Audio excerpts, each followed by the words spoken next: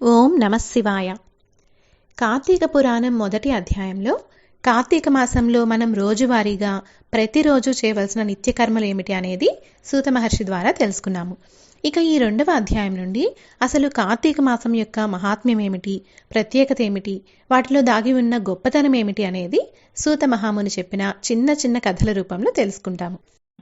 కార్తీక పురాణము రెండవ రోజు పారాయణము రెండవ అధ్యాయము. కార్తీక సోమవార వ్రతము. వశిష్ఠ ఉవాచ. ఓ జనక మహారాజా, వినినంత మాత్రము చేతనే మనోవాక్కాయముల ద్వారా చేయబడిన సర్వ పాపాలను హరింపచేసే కార్తీక మహాత్మ్యాన్ని శ్రద్ధగా వినుసుమా. అందున ఈ నెలలో శివుడికి ప్రీతికరమైన సోమవార వ్రతం ఆచరించేవారు తప్పనిసరిగా కైలాసాన్ని చేరుకుంటారు.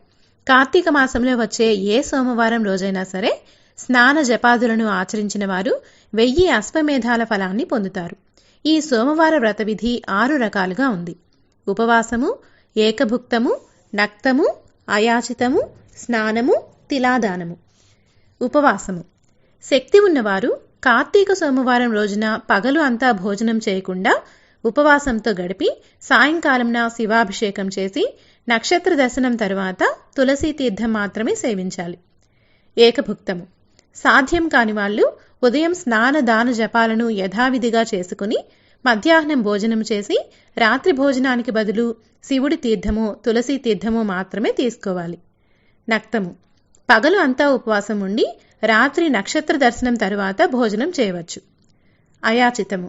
భోజనం కోసం తమకు తాము ప్రయత్నించకుండా ఎవరైనా వారికి వారుగా పిలిచి పెడితే మాత్రమే భోజనం చేయడం అయాచితము. స్నానము. పైవాటికి వేటికి శక్తి లేని వాళ్ళు సమంత్రక స్నాన జపాదులు చేసినా చాలు. తిలాదానము. మంత్ర జప విధాలు కూడా తెలియని వాళ్ళు కార్తీక సోమవారం రోజున నువ్వులు దానం చేసినా సరిపోతుంది. పై 6 పద్ధతులలో దేన్ని ఆచరించినా కార్తీక సోమవార వ్రతం చేసినట్లే అవుతుంది. కానీ తెలిసి కూడా ఏ ఒక్కదాన్ని ఆచరించని వాళ్ళు 8 యుగాల పాటు కుంభీపాక రౌరవాది నరకాల్ని పొందుతారని హర్షవాక్యం. ఈ వ్రత ఆచరణ వలన అనాథలు, స్త్రీలు కూడా విష్ణు సాయుధ్యం పొందుతారు. కార్తీక మాసంలో వచ్చే ప్రతి సోమవారం రోజు కూడా పగలు ఉపవాసం ఉండి రాత్రి నక్షత్ర దర్శనం తర్వాత మాత్రమే భోజనం చేస్తూ ఆ రోజు అంతా భగవంతుని ధ్యానంలో గడిపేవాళ్ళు తప్పనిసరిగా శివ సన్నిధిని పొందుతారు. సోమవార వ్రతాన్ని చేసేవాళ్ళు నమక చెమక సహితంగా శివాభిషేకం చేయడం ప్రధానమని తెలుసుకోవాలి. ఈ సోమవార వ్రత ఫలాన్ని వివరించే ఒక ఇతిహాసాన్ని చెబుతాను విను. నిష్టరి కథ. పూర్వం ఒకానొక బ్రాహ్మణుడికి నిష్టరి అనే కూతురు ఉండేది. పుష్టిగాను అందంగాను అత్యంత విలాసంగాను ఉండే ఆమెకు గుణాలు మాత్రం శ్రేష్టమైనవి రాలేదు. దుష్టగుణ భూయిష్టమైన గయ్యాలిగాను కాముకురాలుగాను తిరిగే ఈ నిష్టరిని ఆమె గుణాల వల్ల కర్కస అని కూడా పిలుస్తూ ఉండేవారు. బాధ్యత ప్రకారం తండ్రి ఆ కర్కసని సౌరాష్ట్ర బ్రాహ్మణుడు అయిన మిత్రశర్మ అనేవానికి ఇచ్చి తన చేతులు దులిపేసుకున్నాడు.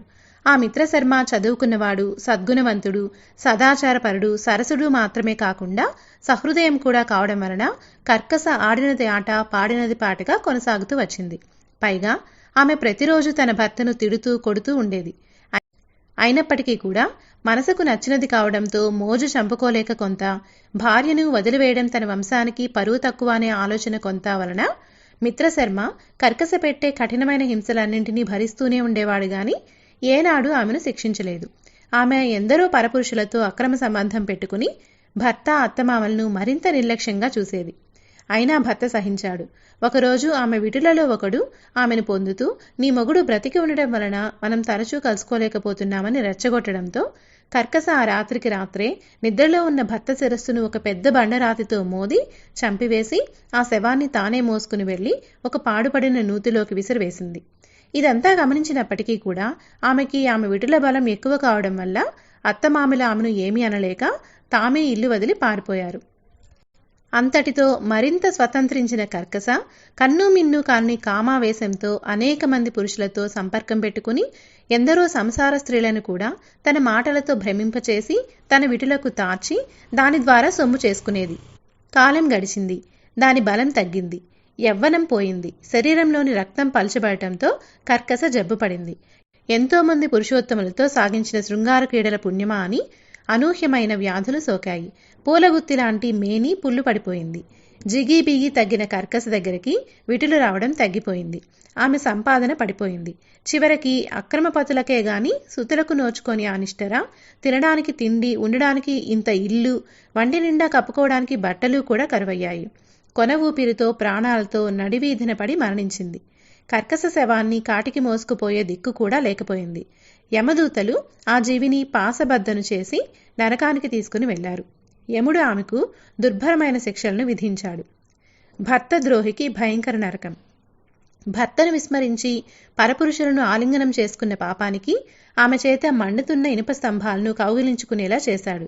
భర్త తలను బ్రద్దలు కొట్టినందుకు ముళ్లగదతో ఆమె తల చిట్లిపోయేలా కొట్టించాడు. భర్తను తిట్టినందుకు, కొట్టినందుకు, తన్నినందుకు కర్కస పాదాలను పట్టుకుని కఠినమైన శిలలపై వేసి బాధించాడు. సీసం కాచి చెవులలో పోయించాడు. కుంభీపాక నరకానికి పంపాడు. ఆమె పాపాలకు గాను ఆమె ముందు 10 తరాల వారు, తరువాత 10 తరాల వారు, ఆమెతో కలిపి మొత్తం 21 తరాల వారిని కుంభీపాకంలో కుమిలిపోసాగారు.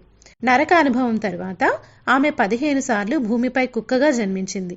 15వ జన్మలో కళింగ దేశంలో కుక్కగా పుట్టి ఒక బ్రాహ్మణ గృహంలో ఉంటూ ఉండేది. సోమవార వ్రతఫలంతో కుక్క కైలాసం పొందటం. ఇలా ఉండగా ఒక కార్తీక సోమవారం రోజు ఆ బ్రాహ్మణుడు పగలు ఉపవాసం ఉండి శివుడికి అభిషేకాలు మొదలైనవి నిర్వహించి నక్షత్ర దర్శనం తర్వాత నక్తం తీసుకోవడానికి సిద్ధపడి ఇంటి బయట బలిని విడిచిపెట్టాడు.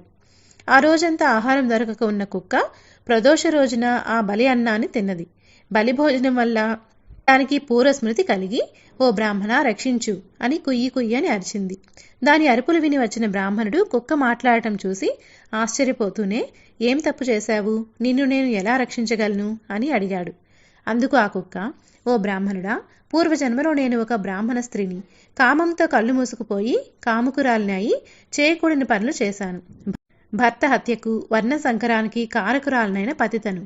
ఆ పాపాలకు అనుగుణంగా అనేక కాలం నరకంలో చిత్రహింసలు అనుభవించి ఈ భూమిపై ఇప్పటికీ 14 సార్లు కుక్కగా పుట్టాను. ఇది 15వ సారి. అటువంటిది ఇప్పుడు నాకు హఠాత్తుగా నా పూర్వజన్మలు ఎందుకు గుర్తుకు వచ్చాయో అర్థం కావడం లేదు. దయచేసి వివరించు అని కోరింది. బ్రాహ్మణుడు అంతా జ్ఞానదృష్టితో తెలుసుకొని, ఓ సునకమా, ఈ కార్తీక సోమవారం రోజున ప్రదోష సమయం వరకు పస్తుతో ఉండి నేను వదిలిపెట్టిన బలి తిన్నందువల్ల నీకు ఈ పూర్వజన్మ జ్ఞానం కలిగింది అని చెప్పాడు. దాంతో ఆ కుక్క, కరుణామయుడైన ఓ బ్రాహ్మణుడా, నాకు మోక్షం ఎలా సిద్ధిస్తుందో దయచేసి తెలుపు అని కోరిన తరువాత దయాపరుడైన ఆ బ్రాహ్మణుడు తాను చేసిన అనేక కార్తీక సోమవార వ్రతాలలో ఒక సోమవారం రోజు వ్రతఫలాన్ని ఆ కుక్కకి ధారపోయగా వెంటనే ఆ కుక్క తన సునక దేహాన్ని విడిచిపెట్టి దివ్య స్త్రీ శరీరంతో, ప్రకాశవంతమైన వస్త్రాలతో, పితృదేవతలతో కలిసి కైలాసానికి చేరుకుంది.